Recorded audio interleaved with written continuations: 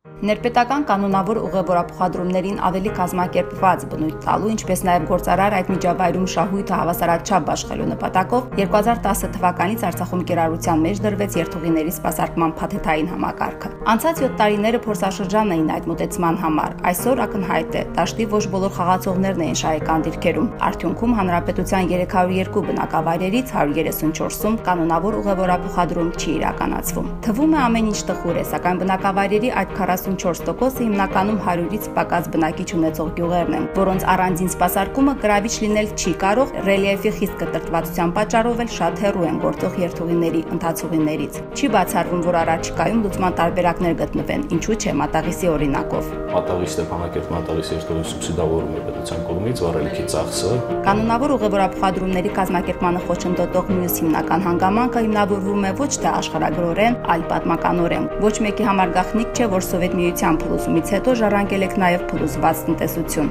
Անկախության առաջին տարիներին ուղևորափոխադրող ավտոբուսների շարժակազմը թարմացնելը երազանքների շարքից կլիներ, իսկ ժամանակը իր սև գործն անում է։ Ունեցած ավտոբուսները ծերացան, շահագործումից հանդեցին, փոխարինման եկան տարիքով նոր, բայց տարողությամբ փոքրերը։ Տարողությամբ չեն համապատասխանում տվյալ գյուղի ուղևորոսին, այսինքն սպասարկվում է տվյալ համայնքի բնակչությունը, բայց ոչ բավարար։ Այս խնդրից ածանցվում է մյուսը, նկատում են տրանսպորտի գործունեության կարգավորման վարչությունում։ Առիթից օգտվել եւ շատացել են մարդատար ավտոմեքենաներով, կանոնավոր երթուղով ոչ կանոնավոր ուղևորափոխադրումներ իրականացնողները։ 23 տեղանոց ավտոբուսներ, այդ նորմատիվներ ակտամա միջով 40 քանի մարդ, մնացած կանոնելու իրավունք կա այս ավտոբուսում։ Բազմագնիշի 17 թվականի արտադրանք։ Ասկերանի շրջանում գործող բարի երթընկերությունը զգաց վերահաս վտանգը։ 13 նստատեղ ունեցող միկրոավտոբուսները սկսել է գծերից հանել։ Արդեն 10 օր է, ինչ Նորագյուղ, Ստեփանակերտ եւ Խնապատ Ստեփանակերտ ուղևորափոխադրումներ են իրականացնում ավելի մեծ եւ ավելի անվտանգ փոխադրամիջոցներով։ Հաշված առաջվա բազերի հետ որոշ փոփոխություններ կատարված,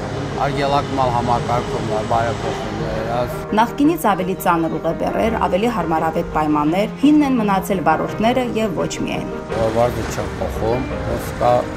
մնալու ամենը։ 2006-ից դաշտում գործող ընկերության համար ավտոպարկի թարմացումը անհրաժեշտություն էր։ Օգոստոսին կայացած մրցույթում միջշրջանային երթուղիների փաթեթի սպասարկման իրավունք ձեռք բերելու համար պայման։ Այն կազմակերպությունները, որոնք նախկինում սկսած 2010 թվականից արդյունավետ են կազմակերպել իրենց գործունեությունը, մնացել են դաշտում։ Ուղևորափոխադրումների ոլորտում Արցախցի հնաբնակը խոստովանում է, լուծարվելու վտանգ միշտ էլ կա։ Ուղղակի բիզնեսի այս ճյուղը եւս ճարպկություն է սիրում։ Օրինակ, իրենց կողմից սպասարկվող փաթեթը 8 երթուղի է ներառում, որոնցից միայն Ասկերան Ստեփանակերտ, Նորագյուղ Ստեփանակերտ գծերն են շահույթով աշխատում։ Մնացած երթուղիները արդեն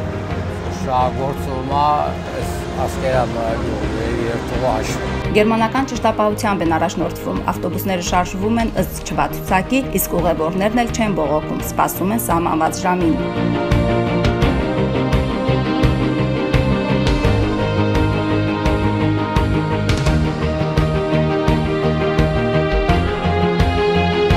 Մարդիկ ուզում են Հայաստանից դուրս գան, ավտոբուսը կանգնած լինի։ Նման անհամբերություն դրսևորում են մայրաքաղաքի բնակիչները։ Լևոն Չալյանի դիտարկումը հիմնված է իր աշխատակիցների ցուցմունքների վրա։ Իսկ եթե հաշվի առնենք այն հանգամանքը, որ նրա ղեկավարած Ստեփանակերտ Սերվիս ընկերությունը իրականացնում է Ստեփանակերտի ներքաղաքային ուղևորափոխադրումների առյուծի բաժինը, ապա դիտարկումը վերահացվում օրինաչափության։ Չեմ կարծում, որ գծերի ավելացմամբ ինչ որ բան պետք է փոխվի։ Առավել եւս, որ այդ հարցը այսօր օրակարգային չէ, ավելացնում է սերվիսի ղեկավարը։ Մշտապես մոնիթորինգ են իրականացնում բանուկ թաղամասերում, այդ թվում եւ վերջին տարիներին բնակչության բազմապատիկ աճով Թումանյան փողոցում։ Բազմից անգամ Թումանյան փողոցի այդ նոր շենքերի հետ կապված մենք դիտարկում ենք իրականացրել։ Դոպրոցի, ասենք, հաճախման ժամանակահատվածում, աշխատանքի գնալու ժամանակահատվածում մոտորապես 20-25 մարդ է դուրս գալիս, որ ասենք հասարակական տրանսպորտով օգտվելու համար։ Մնացածը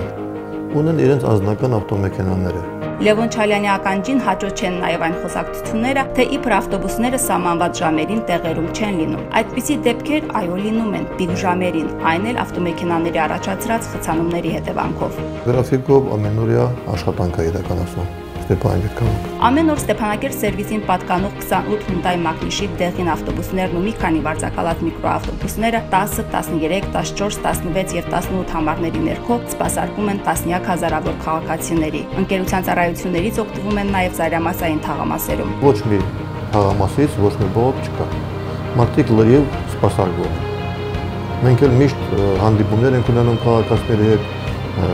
զրուցում ենք այդ ուղղությամբ, սպասարկման որակը բարձրացնելու համար։ Որ ներքաղաքային կանոնավոր ուղևորափոխադրումների որակը վերջին տարիներին էականորեն բարելավել է, անվիճելի է։ Սպասարկող կազմակերպությունում հաստատակամ են, տեմպերը չեն դանդաղեցնի։ Այդ ուղղությամբ աշխատանքները իրականացվում են միանշանակ։ Աշխատանքներն իրականացնում նաև վարորդների հետ։ Սուբյեկտիվ պատճառով չվացուցակից շեղվելու կամ ուղևորի հանդեպ անհարգալից վերաբերմունք ցուցաբերելու համար տրվում է նկատողություն, երբեմն էլ դիմում են ծայրահեղ քայլի։ Խնդրում ենք, որպեսզի աշխատանքից ազատվի։ Ուղևորը միշտ ճիշտ է նշանաբանով են գործում, երբեմն նույնիսկ անակնկալներ են պատրաստում, վերջինը ոչ վաղանցյալում էր։ Սեպտեմբերի 1-ի դպրոցական երեխաների առաջին օրվա կապակցությամբ մենք մեր Ստեփանգերտ սերվիզի ավտոբուսների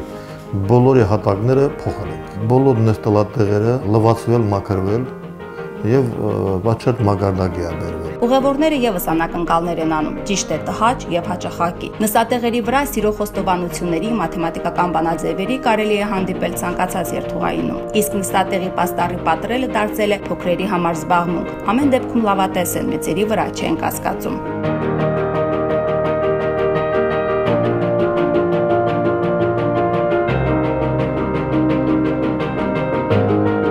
Այդ խնդիրը համատարած բնույթ է կրում, վկայում է Ասկերանի շրջանի սպասարկող ընկերության ղեկավարը։ Այն ծնում է նոր խնդիրներ, որոնց լուծման համար որոշակի գումարներ են պահանջվում։ Իսկ այդ գումարները անսահմանափակ չեն։ Նոր ավտոբուսների գնման համար ընկերությունը վարկ է վերցրել, չնայած պատասխանատուները չեն ուրանում, պետությունը նրանց կողքին է։ Վարկը ստացել է ներդրումային հիմնադրամի խողովակներով, 18%-ից 10% սուբսիդավորվում է։ Պետությունը հետայսու եւս տրանսպորտի ոլորտը պահելու է ուշադրության կենտրոնում, գիտակցում է բնագավառի զարգացման ռազմավարական նշանակությունը։ Խնդիրների կարգավորումն էլ սարերի ետևում չէ։ Տարբերակներ, առաջարկներ շատ կան արտացոլված ծրագրում։ Էկոնոմիկայի նախարարության ներկայացուցիչը գրեթե ավարտուն տեսքի բերած ուղևորափոխադրումների կազմակերպման զարգացման հեռանկարային ծրագիրն է վկայակոչում։ Այն Արայիկ Պողոսյանի հավաստմամբ համալիր լուծում է ապահովելու առկա խնդիրների համար։